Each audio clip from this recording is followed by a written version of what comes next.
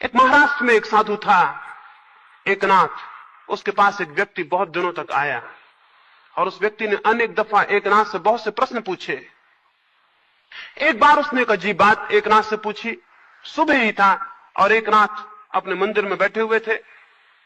उस युवक ने आके पूछा कि मैं आपको जानता हूं, बहुत दिन से जानता हूं, और आपको जान के मुझे कई तरह के विचार मन में उठते हैं, कई प्रश्न उठते हैं।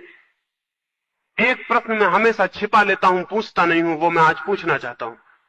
एकनाथ ने कहा, क्या है, पूछो।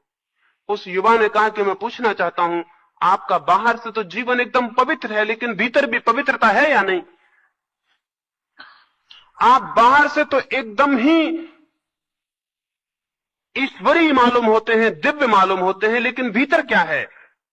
मैं भीतर के संबंध में कुछ पूछना चाहता हूं। भीतर आपके पाप उठते हैं या नहीं? भीतर आपके बुराइयां पैदा होती हैं या नहीं? भीतर आपके विकार उठते हैं या नहीं? एकनाथ ने कहा कि मैं अभी बताता हूं। एक और जरूरी बात तो मैं बता दूं, कहीं मुझे भूल ना जाए।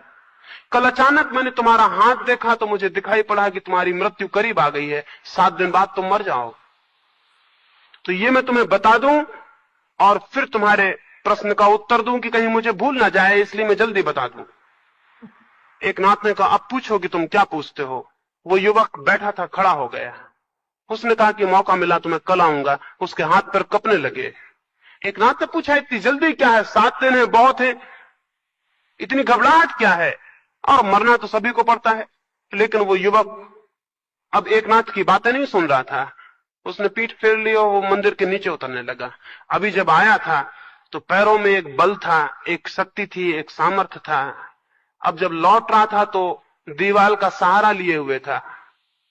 जिसकी मौत 7 दिन बाद हो वो बूढ़ा हो ही गया। उसके पैर कपने लगे सीढ़ियों पर। वो रास्ते पे जाके गिर पड़ा, बेहोश हो गया। लोगों ने उसे उठाया और घर पहुंचाया। उसके परिजन, उसके मित्र इकट्ठे हो गए। सब तरफ खबर फैल गई कि वो आदमी मरने के करीब है, 7 दिन बाद उसकी मृत्यु आ जाएगी।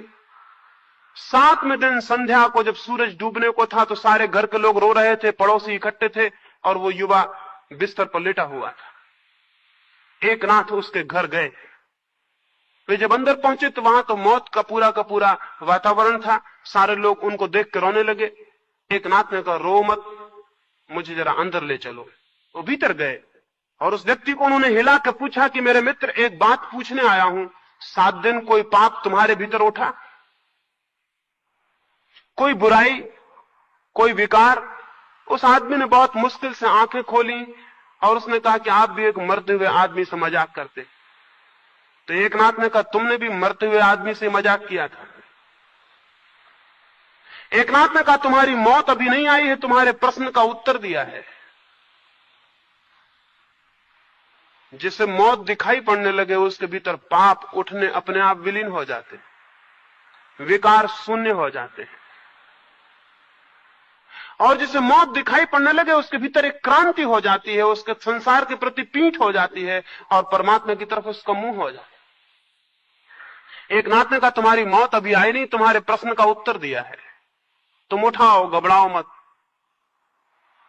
और एकनाथ ने कहा, 7 दिन बाद मौत हो या 7 वर्ष बाद या 70 वर्ष बाद, क्या फर्क पड़ता है? मौत का होना ही पर्याप्त है। दिनों की गिनती से कोई फर्क नहीं पड़ता है कि कोई फर्क पड़ता है।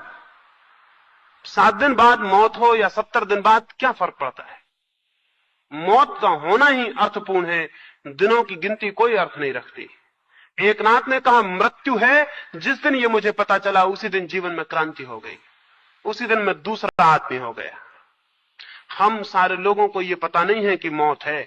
हालांकि हम देखते हैं कि मौत घटित होती है, लेकिन हमें पता नहीं है कि मौत है। अगर हमें पता हो कि मौत है तो हमारे भीतर जीवन को जानने की प्यास पैदा हो जाएगी। जो इस जीवन को ही जीवन समझ रहे हैं उनके भीतर जीवन को जानने की प्यास कैसे पैदा हो सकती है? और जो इस जीवन को ही जीवन मान रहे हैं वे वास्तविक जीवन को पाने के लिए असंतुष्ट कैसे हो सकते हैं? ये जीवन नहीं है, ये मृत्यु की ही लंबी क्रिया है।